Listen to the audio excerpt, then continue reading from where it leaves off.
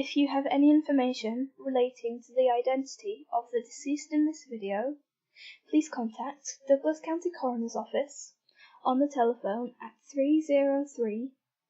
303-814-7198. You can also contact Douglas County Sheriff's Office on the telephone at 303-660-7588.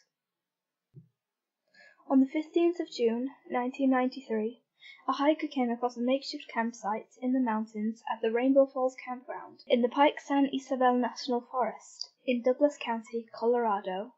Inside the campsite were the decomposing half-clothed remains of a young female.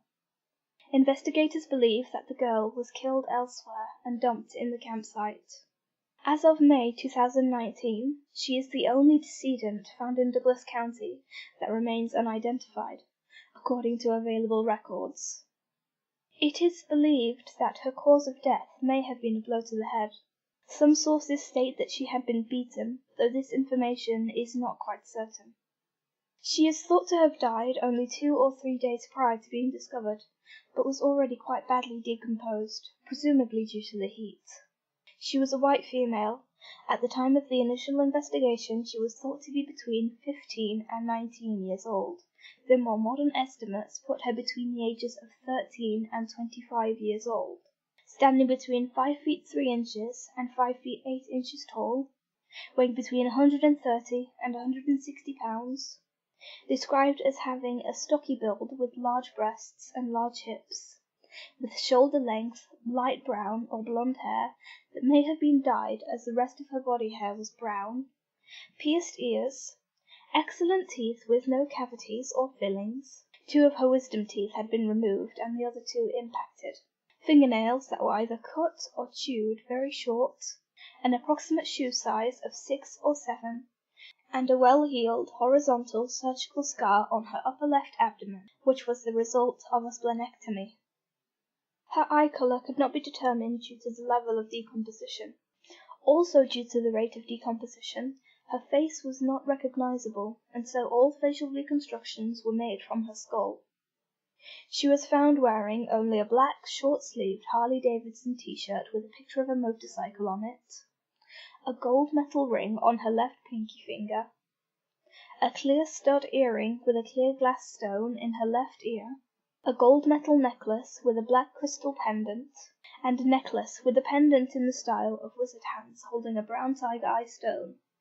At the time of her death, she had no drugs or alcohol in her system, and there was no evidence of rape. However, investigators have not ruled out the possibility of non-intercourse sexual assault. She was healthy, with no sign of disease.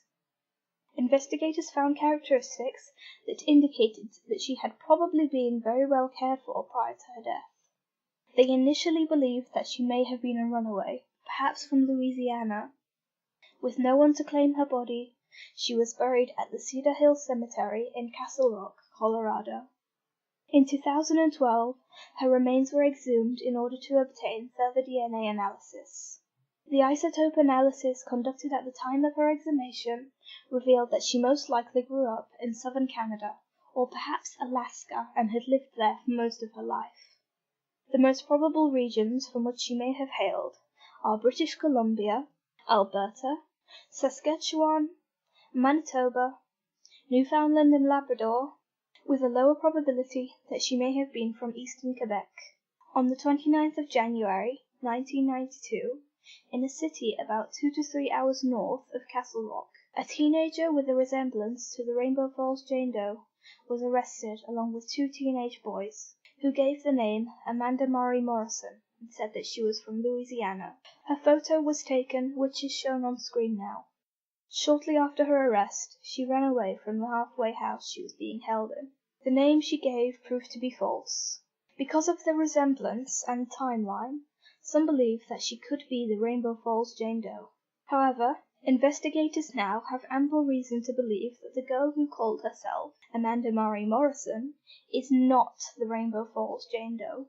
Even if the subject in this photo is not this Jane Doe, she remains unidentified, as do the 2 young boys arrested along with her, as they all gave false names.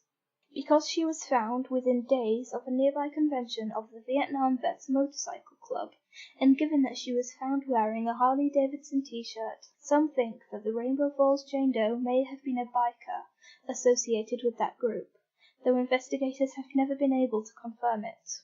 Law enforcement did question multiple people that were at the event on the day it was held, and none of them recognized the Jane Doe.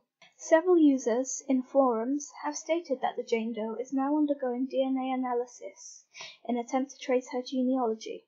However, I could not find a source for these statements, and if it is true, that would mean she has been under genealogical analysis for over 7 months now. As of May 2019, 91 missing people are listed as rule-outs for this unidentified girl on Nameless. I will list these rule-outs in the description for brevity's sake, and if any more missing people are ruled out in the future, I shall add them to the list. If you have any information relating to the unidentified girl in this video's identity and or her death, please check the beginning of the video again for the appropriate agencies to contact.